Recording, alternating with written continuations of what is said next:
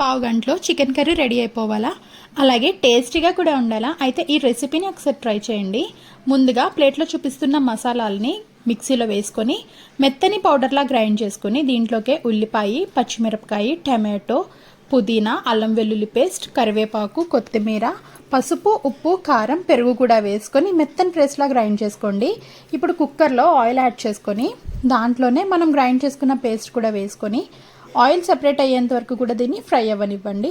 ఇప్పుడు నీట్గా వాష్ చేసుకున్న చికెన్ కూడా వేసుకొని అంతా బాగా కలుపుకొని ఒక 5 నిమిషాలు ఫ్రై అవ్వనిచ్చి మీ గ్రేవీకి సరిపడినంత వాటర్ యాడ్ చేసుకొని ఒక 2 మినిట్స్ ఉంచి మనం విజిల్ పెట్టేయాలి. 3 విజిల్స్ వస్తే సరిపోతుందండి. ఆవిరంతా పోయిన తర్వాత లాస్ట్గా మనం కొత్తిమీర వేసుకుని కలుపుకుంటే కర్రీ రెడీ అయిపోతుంది. టేస్ట్ అయితే చాలా బాగుంటుంది. బిర్యానీలోకి, రైస్లోకి, చపాతీ, పూరి దేంట్లోకైనా ఒక్కసారి ట్రై చేయండి. వీడియో నచ్చితే కనుక ప్లీజ్ లైక్.